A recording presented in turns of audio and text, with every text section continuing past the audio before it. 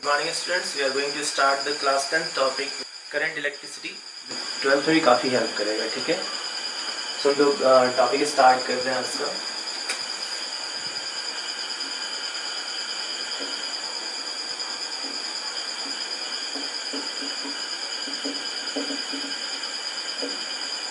Current electricity, इसमें हम लोग पहले कुछ बेसिक पॉइंट्स बताते हैं, फिर उसके बाद सीरीज एंड पैरेलल। मेन जो ये डेमो क्लास है वो हम लोग सीरीज एंड पैरेलल पार्ट्स को डिस्कस करेंगे, है ना।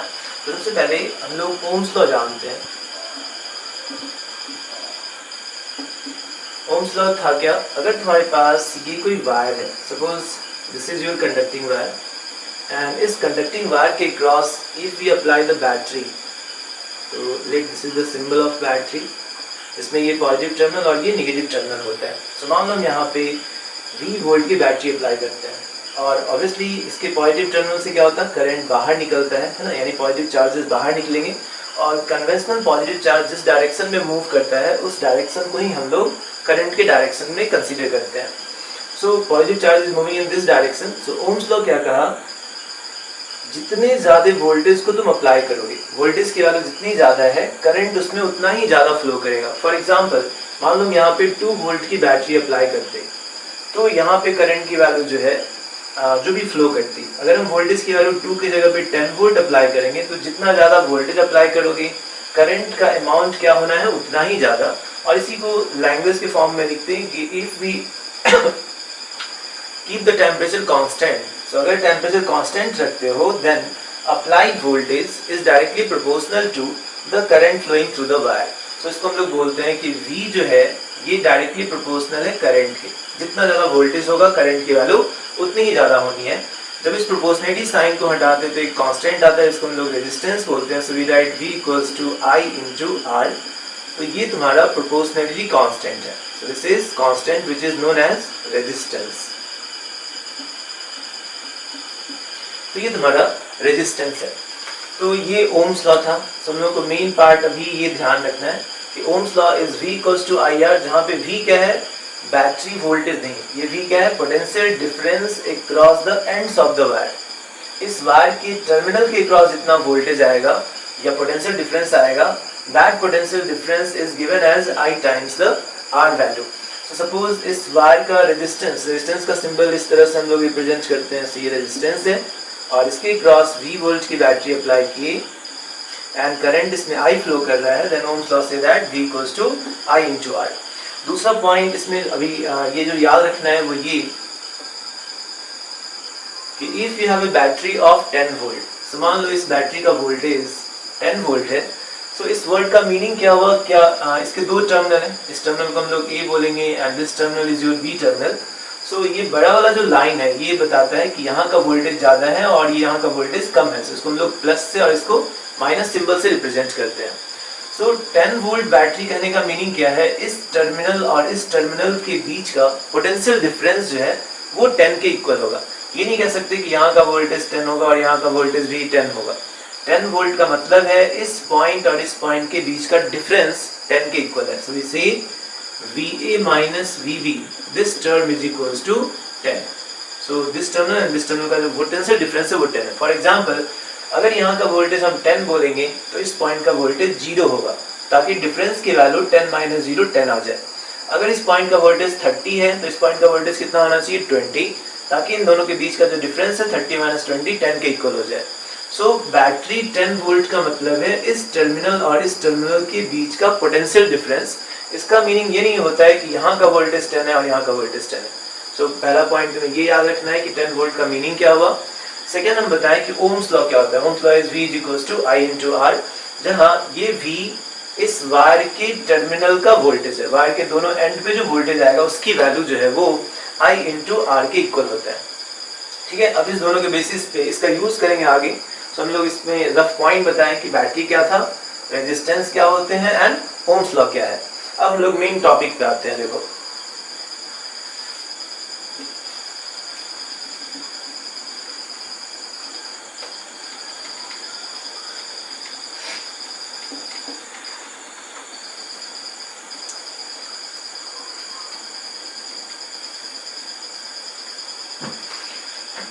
तो हम लोग जो टॉपिक डिस्कस कर रहे हैं that is your series and parallel combination. So this is series and parallel combination and resistance का. So अब ध्यान दो, सीरीज कॉम्बिनेशन का बेसिक मीनिंग क्या होता है. पहले हम सीरीज एंड पैरेलल को बता दे रहे हैं कि डेफिनेशन वाइज है क्या. सीरीज वर्ड का मतलब है जब भी तुम्हारे पास रेजिस्टेंस है जिसको तुम चेक करने जा रहे हो कि ये सीरीज में है या पैरेलल में, उन रेजिस्टेंस के क्रॉस मूव करना शुरू करो. मान लो तुमसे बोले कि ये R1 और ये R2 दो रेजिस्टेंस है और तुमसे पूछे कि ये दोनों सीरीज में है या नहीं, ये चेक करो. तो इसका मीनिंग क्या है, जब हम R1 से R2 के साइड जाएं या R2 से R1 के साइड जाएं, देन बीच में कोई तीसरा पाथ नहीं होना चाहिए जिसके थ्रू तुम सर्किट में आगे मूव कर सको. तो अगर दोनों रेजिस्टेंस के क्रॉस सिंगल पाथ है, then these two resistances are called in series combination. फिर से एक्सप्लेन कर रहे हैं, सिंगल पाथ होना चाहिए पूरे सर्किट में. जिस दो रेजिस्टेंस को चेक कर रहे हो उनके थ्रू अगर सिंगल पाथ है, then they are in series combination. चलो हम शॉर्ट में लिख रहे हैं, this is single path between the resistances. तो रेजिस्टेंसेस के क्रॉस अगर सिंगल पाथ है तो वो सीरीज में कहलाता है. हम दोनों का डेफिनेशन बता रहे हैं. फिर आता है तुम्हारा पैरेलल कॉम्बिनेशन. रेजिस्टेंसेस पैरेलल में है या नहीं, इसको चेक करने के लिए कंडीशन क्या है. जिस दो रेजिस्टेंस के बारे में तुमसे पूछ रहा है कि ये दोनों बताओ पैरेलल में होंगे या नहीं होंगे, तो उन दोनों रेजिस्टेंस के एंड्स को देखो. तो मेरे पास ये R1 रेजिस्टेंस और ये R2 रेजिस्टेंस है. इस R1 के दो टर्मिनल है, एक ये और दूसरा टर्मिनल ये. सिमिलरली R2 के भी दो टर्मिनल है तुम्हारे, ये और ये terminal. If these terminals are connected with a conducting wire, है ना. तो जैसे अगर हम इन दोनों एंड्स के क्रॉस एक कंडक्टिंग वायर कनेक्ट करते हैं, इन दोनों के क्रॉस भी अगर कंडक्टिंग वायर कनेक्ट करते हो, then these two resistances are said to be in parallel combination. तो हम लोग फिर पॉइंट बताएं कि ये दोनों के बीच कंडक्टिंग वायर होना चाहिए. या दूसरे वर्ड में तुम कह सकते हो कि जो तुम्हारे सर्किट एलिमेंट्स हैं, कौन कौन से सर्किट एलिमेंट हम लोग को पढ़ने हैं. तो ऑब्वियसली 10th क्लास में केवल दो है, रेजिस्टेंस और बैटरी. लेकिन जब हायर क्लासेस में आओगे 12th में भी, तो उसमें तुम्हें जो सर्किट एलिमेंट्स आएंगे,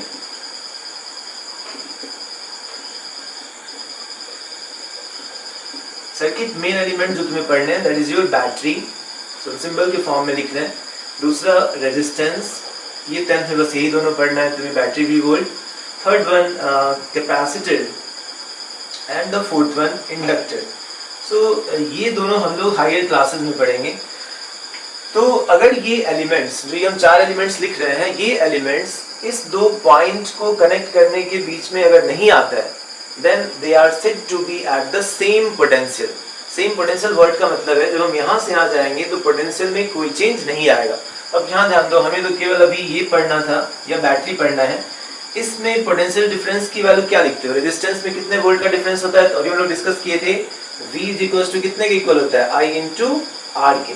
सो अगर इस वायर के बीच में रेजिस्टेंस नहीं है, मतलब R की वैल्यू जीरो हो गई. तो अगर हम R की वैल्यू को जीरो रखेंगे, then this terms out to be zero. Zero into I is equal to zero.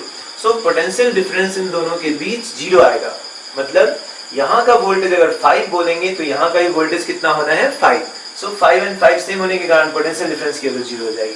तो पैरेलल का मीनिंग क्या हुआ, जिस दो पॉइंट के बीच हम देख रहे हैं कि दो रेजिस्टेंस पैरेलल में है या नहीं, तो उनके एंड्स को ज्वाइन करने वाले वायर के बीच में ये एलिमेंट्स नहीं होने चाहिए. बस तुम्हें ये कंडीशन याद रखना है. अगर दोनों पॉइंट को ज्वाइन करने वाले वायर के बीच ये सब नहीं आता है, then they are said to be in parallel combination. ठीक है. तो बेसिक डेफिनेशन क्लियर हुआ तुम्हारा. सीरीज में सिंगल पाथ, पैरेलल में and should be connected with the conducting wires. अब ध्यान दो कि सीरीज पैरेलल एक एग्जांपल से बता रहे हैं. ये तो डेफिनेशन हुआ कि कैसे सीरीज और कब पैरेलल बोलोगे. एक एग्जांपल देखो.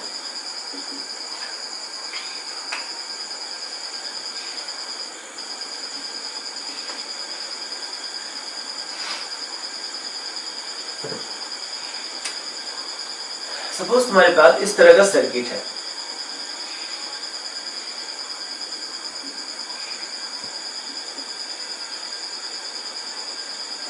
एंड इसमें तुमसे कहा कि ये पॉइंट ए और ये पॉइंट बी है और इसके क्रॉस सपोज अभी हम बैटरी लगाते हैं.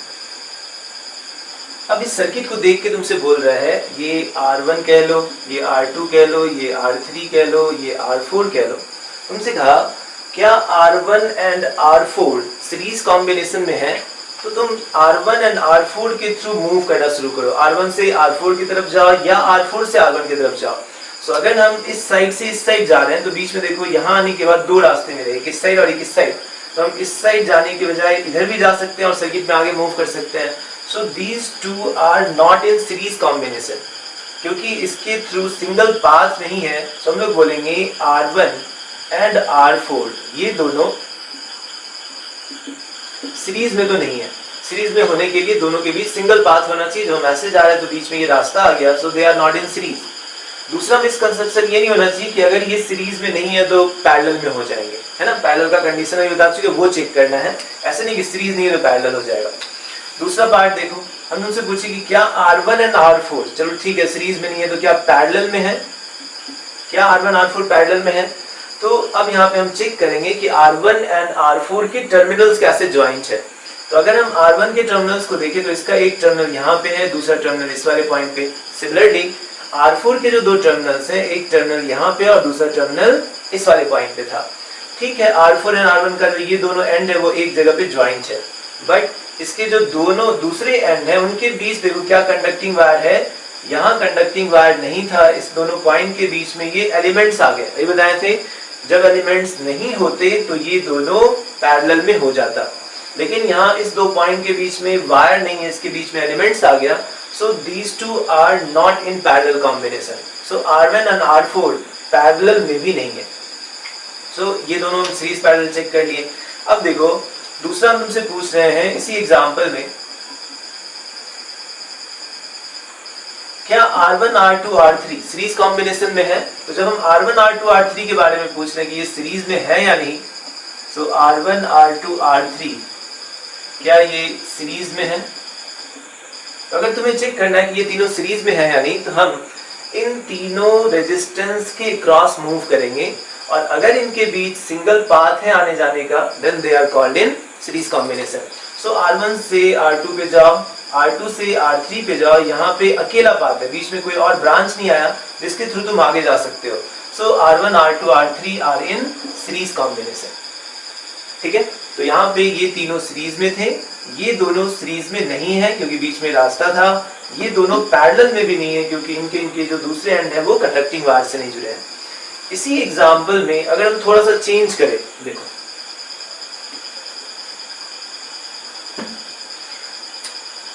मान लो सर्किट तुम्हारा इस तरह से है, ये R1, this is your R4 और इस पॉइंट के बीच हम इन दोनों को हटा दें। मान लो इस सर्किट में ये दोनों नहीं है और यहाँ पे तुम बैटरी कनेक्टेड किए हुए हो, दिस इज V वोल्ट।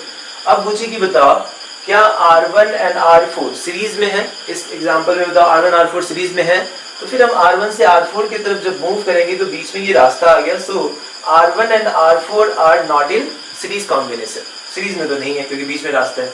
क्या R1 and R4 parallel combination में है। तो R1 एंड R4 के दो टर्मिनल्स देखो, R1 के दो टर्मिनल कहाँ है, एक टर्मिनल यहाँ पे है और इसका दूसरा एंड यहाँ वाले पॉइंट पे। R4 के दो टर्मिनल्स को देखो, एक टर्मिनल तुम्हारा यहाँ है और दूसरा पॉइंट यहाँ पे है। अब इस केस में R1 एंड R4 का एक एंड तो यहाँ पे डायरेक्टली कनेक्टेड था और इसके जो दूसरे एंड हैं इन दोनों के बीच क्या जुड़ा हुआ है, कंडक्टिंग वायर्स। तो अभी बताए थे जब इस रेजिस्टेंस के दो टर्मिनल और इस रेजिस्टेंस के दो टर्मिनल कंडक्टिंग वायर से ज्वाइंट होंगे, then they are in parallel combination. So यहाँ पे इसके एंड पॉइंट से कनेक्टेड है, दूसरे एंड के बीच कंडक्टिंग वायर है। So we can say this R1 and R4 are in parallel combination. So ये दोनों रेजिस्टेंस पैरेलल कॉम्बिनेशन में होंगे। ठीक है, अभी हम दो तीन एग्जांपल और बताते हैं, बस तुम्हें सीरीज पैरेलल अच्छे से समझ में आ जाना चाहिए इस टॉपिक में। इसको एक बार नोट करो, फिर हम अभी दूसरा एग्जांपल लेते हैं सीरीज पैरेलल का।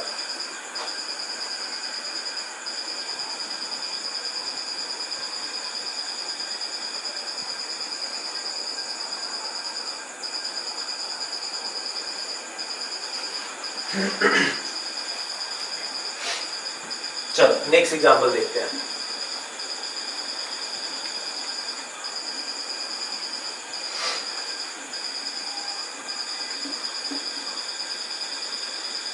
नेक्स्ट देखो,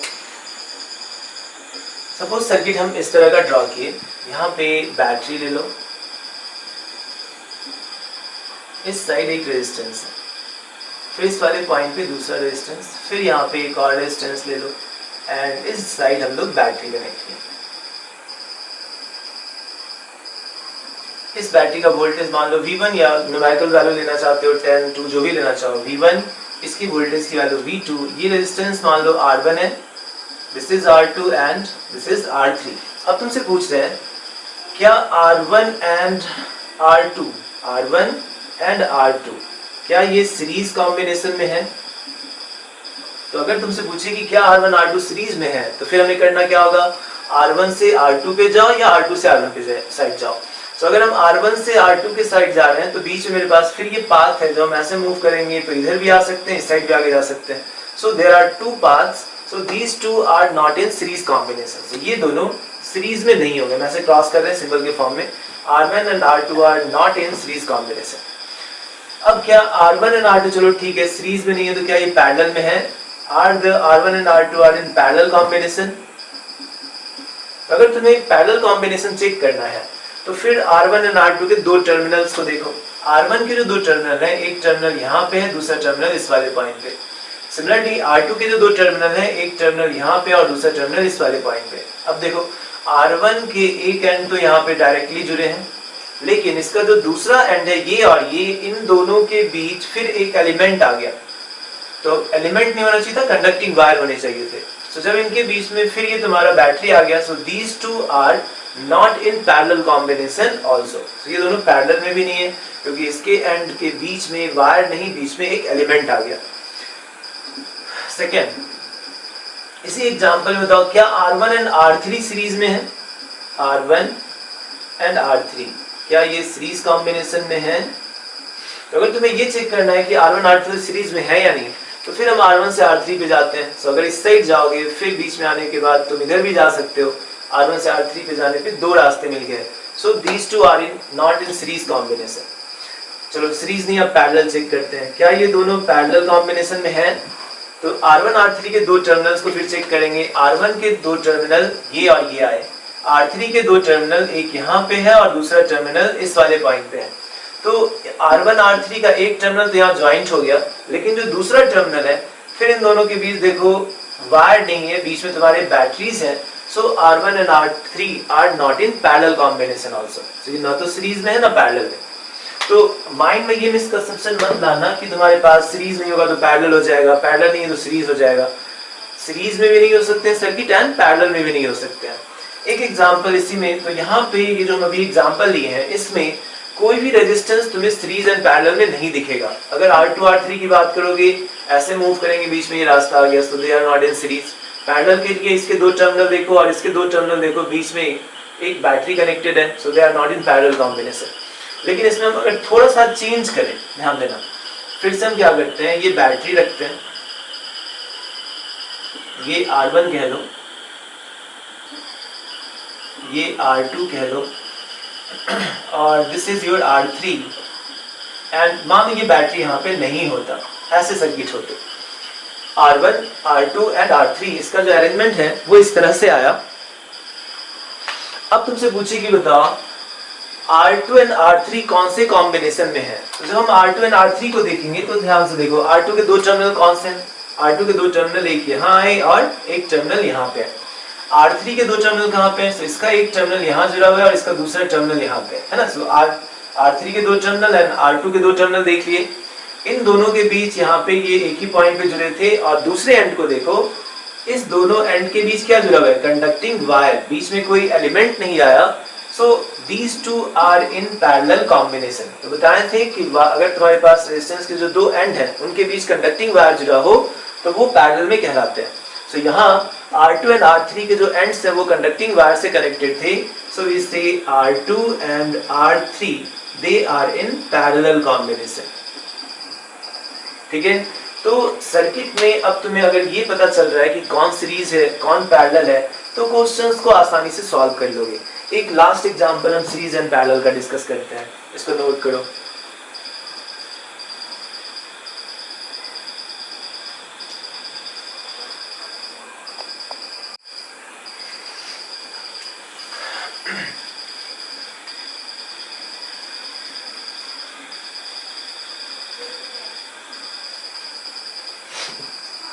तो देखो एक last example series and parallel check करने के लिए, है ना।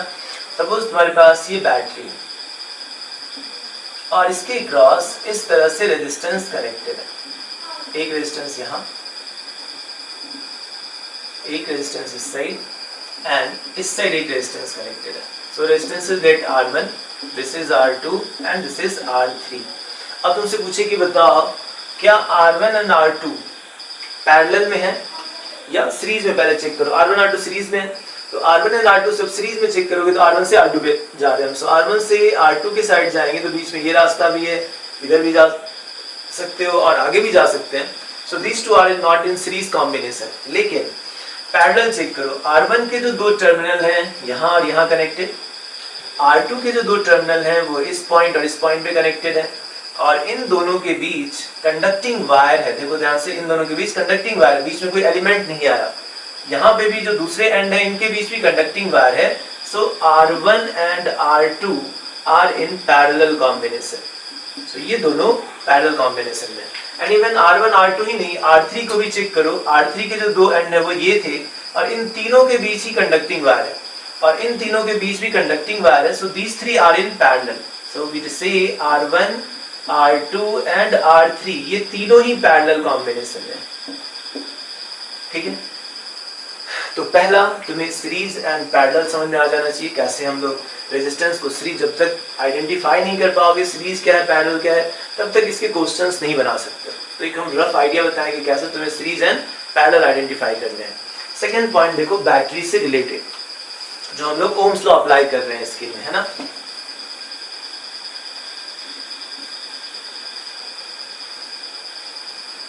नेक्स्ट,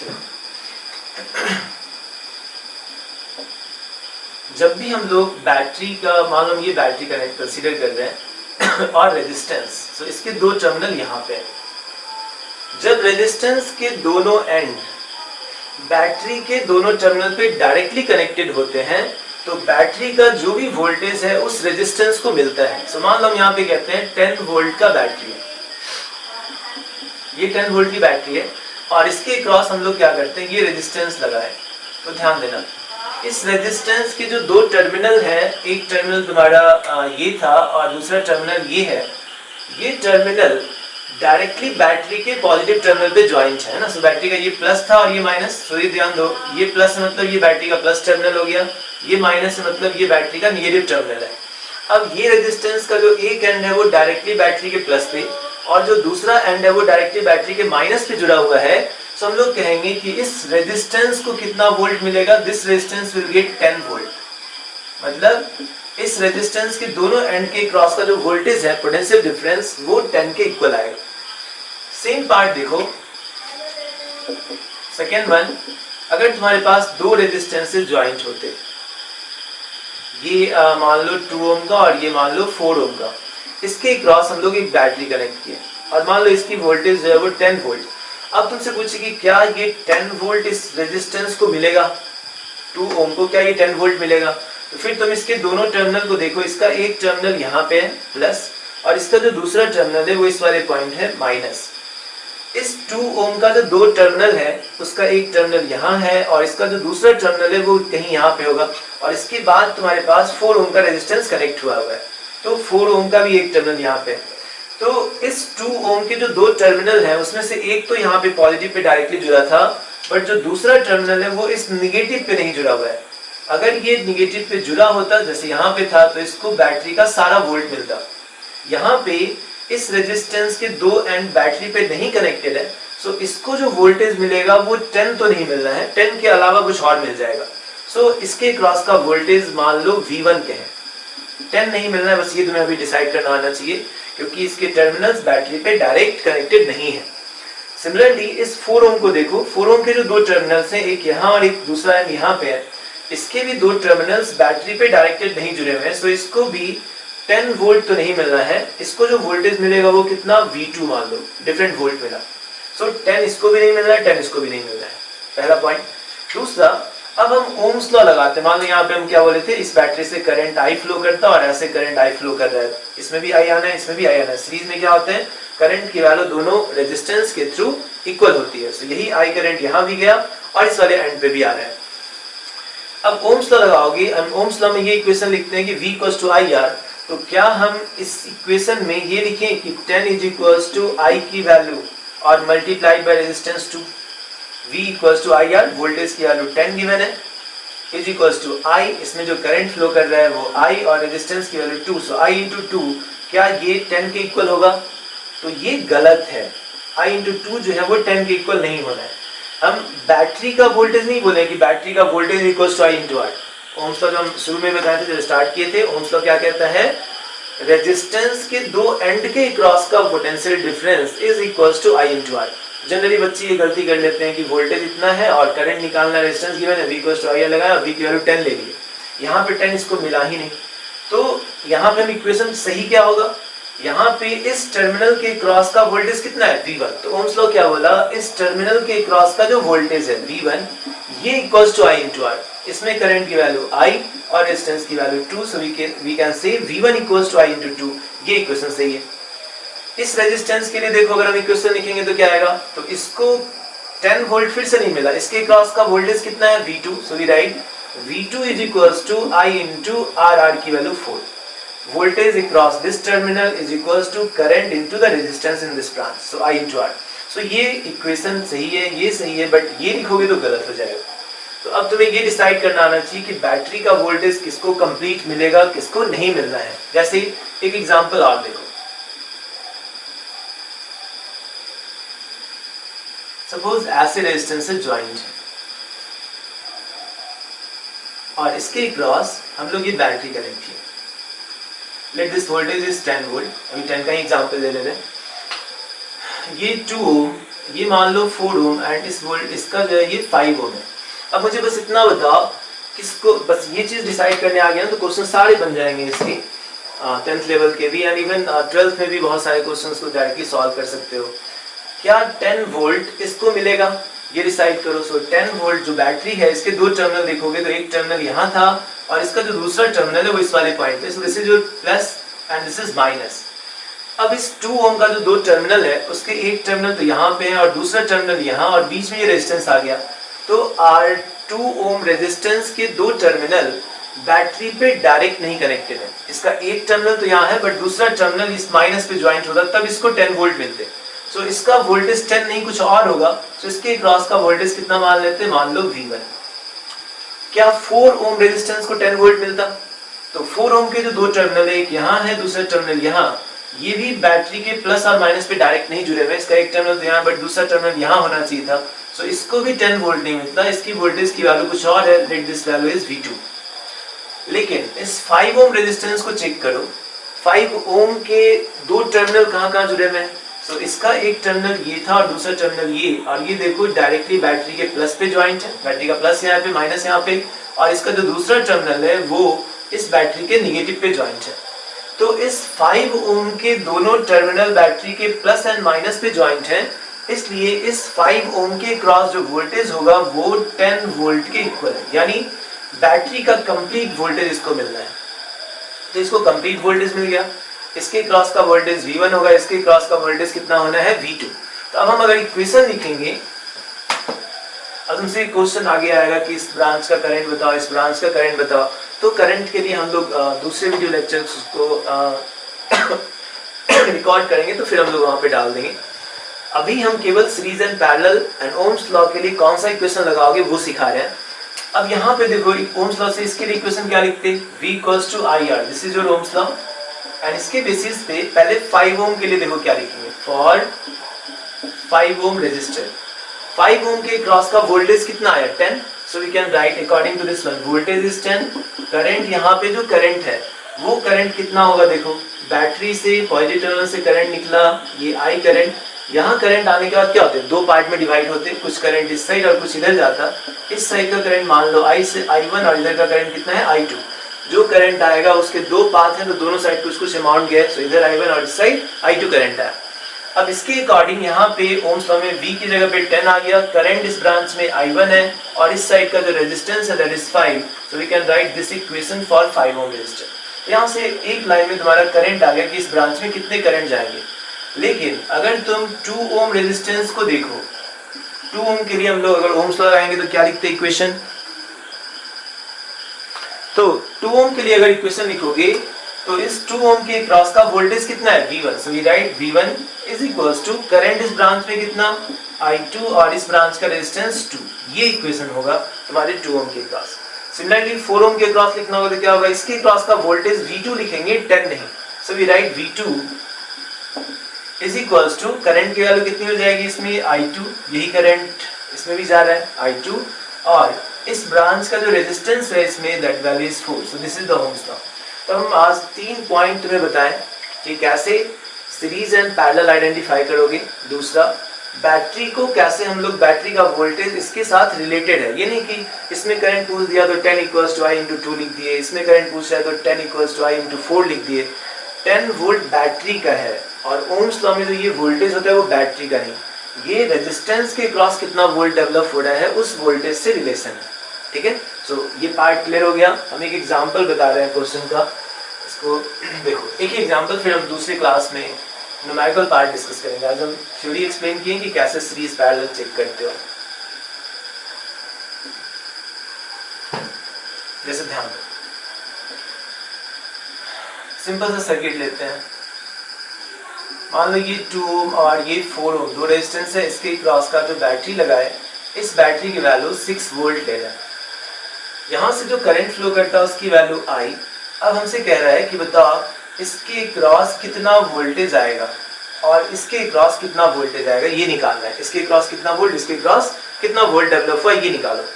तो voltage is equals to I into R. सबसे पहला चेक करो कि क्या 6 वोल्ट इसको मिलेगा.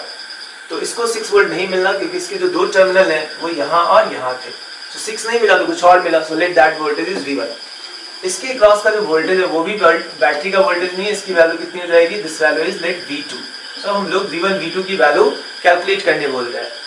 अब ओम्स लॉ के according V equals to I into R. तो अगर मुझे करंट मालूम हो जाए कि इसमें कितना करंट जाएगा, कि यही करंट इसमें भी जाना है इसमें भी जाना है, करंट अगर कैलकुलेट कर लिए तो हम V1 निकाल सकते हैं. V1 equals to I into 2, यहाँ पे भी निकाल सकते हैं. तो पहले हम करंट निकालते हैं. तो करंट निकालने के लिए एक हम लोग सर्किट पढ़ाएंगे आगे, लेकिन अगर पढ़े होगे तो अच्छी बात है. इक्विवेलेंट वोल्ट का मीनिंग क्या होता है? इक्विवेलेंट वोल्ट का मतलब है ये दो रेजिस्टेंस मिलके इस बैटरी से जितना करंट फ्लो करवा रहे थे, इन दोनों की जगह पे तुम एक सिंगल रेजिस्टेंस कनेक्ट करो. और ये सीरीज में है तो इसको हम लोग RS लिख देते हैं. इस दो पॉइंट के बीच पहले दो रेजिस्टेंस था, अब हम इसी दो पॉइंट्स के बीच इन दोनों की जगह पे सिंगल रेजिस्टेंस कनेक्ट किए, और सर्किट में हर चीज बाकी वही है जो यहाँ पे है. सो यहाँ पे भी 6 वोल्ट लगाए. तो ये दोनों मिलके जितना करंट यहाँ फ्लो करवा रहे हैं, ये अकेला भी यहाँ से कितना करंट फ्लो करवाता है? Same current. जो करंट यहाँ फ्लो करवा रहा है ये अकेला भी उतना ही करंट. तो इसको हम लोग इक्विवेलेंट बोलेंगे. जैसे 2 5 रुपीज के coin is equivalent to single 10 rupees coin. So दो 5-5 रुपीज के कॉइन ले लो, वो उसके जगह पे तुम 10 रुपीज का कॉइन सिंगल ले सकते हो. उसी तरह से इन दोनों की जगह पे हम लोग सिंगल वैल्यू कंसीडर कर रहे हैं. तो अब यहाँ पे बताओ क्या इस रेजिस्टेंस को कितना वोल्ट मिला. तो इस इक्विवेलेंट का बस ये फायदा है ना, इक्विवेलेंट से तुम इस करंट की वैल्यू को आसानी से फाइंड कर सकते हो.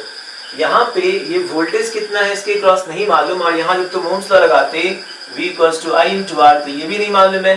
V1 की वैल्यू ये V1 हो जाएगी, ये नहीं पता है, और इसमें करंट कितना ये भी नहीं पता. तो यहाँ से तुम नहीं निकाल पाते. तो इसलिए हम लोग इक्विवेलेंट सर्किट पढ़ते हैं. इक्विवेलेंट में इन दोनों की जगह पे सिंगल रेजिस्टेंस लिए और यहाँ पे उतना ही करंट है. तो इक्विवेलेंट का मीनिंग से फायदा क्या हुआ? देखो, बैटरी के जो प्लस टर्मिनल और माइनस टर्मिनल हैं, इस टर्मिनल पे इस रेजिस्टेंस के दो एंड डायरेक्टली कनेक्टेड है. तो इसको बैटरी का कंप्लीट वोल्टेज मिलेगा, जो भी डिस्कस किए इतना.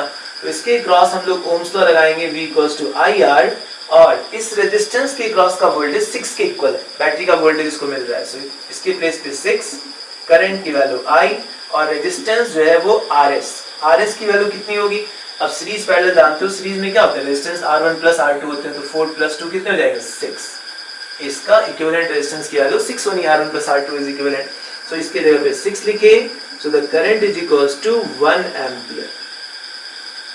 तो यहाँ से करंट की वैल्यू 1 एम्पियर आ गई. जब करंट 1 आ गया तो अब हम आसानी से इसमें निकाल देंगे. जो करंट यहाँ है वही करंट यहाँ भी है, और इस करंट की वैल्यू यहाँ पे भी कितना करंट, यही I इस साइड आएगा, एक ही रास्ता है. यहाँ से भी वही करंट इस साइड फ्लो करता, और मूव करके बैटरी के नेगेटिव टर्मिनल में सेम करंट आना है। अब इसके क्रॉस ओम्स लॉ लगाओ।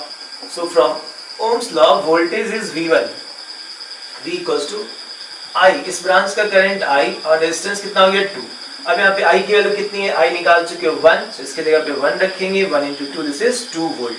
सो V1 की वैल्यू 2, इसको इसके क्रॉस का वोल्टेज 2 आ गया। इसके क्रॉस कितना वोल्ट होना है, तो जब इसके क्रॉस निकालोगे तो फिर इसके लिए ओम्स लॉ लगाएंगे and Ohm's law is V2 is equals to I into R, V equals to IR। I की वैल्यू इस ब्रांच में जो करंट है वो फिर से 1 और इस ब्रांच का रेजिस्टेंस जो है वो 4, so this is 4 volt. So V2 की वैल्यू 4 आ गई, V1 की वैल्यू 2 आ गई। और ऑब्वियसली बैटरी का जो वोल्टेज है वही यहाँ और यहाँ डिवाइड होना है। So this voltage is equal to the sum of these two, 2 and 4 दोनों को ऐड करोगे 6 के इक्वल आ जाएगा।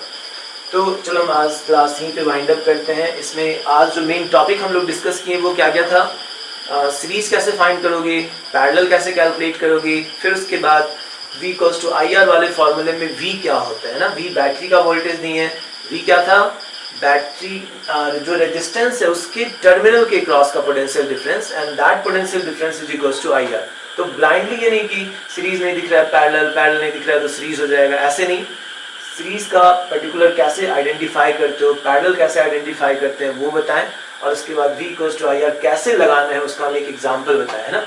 बाकी हम लोग और आगे डिस्कस करेंगे और ये 10th क्लास के लिए काफ़ी इंपॉर्टेंट है। न्यूमेरिकल मैक्सिमम तुम्हारे जो आएंगे वो इस करंट इलेक्ट्रिसिटी से आते हैं ना। चलो फिर हम आज वाइंड अप करें, फिर नेक्स्ट क्लास में इस टॉपिक को देखेंगे, न्यूमेरिकल पार्ट को प्रैक्टिस करेंगे।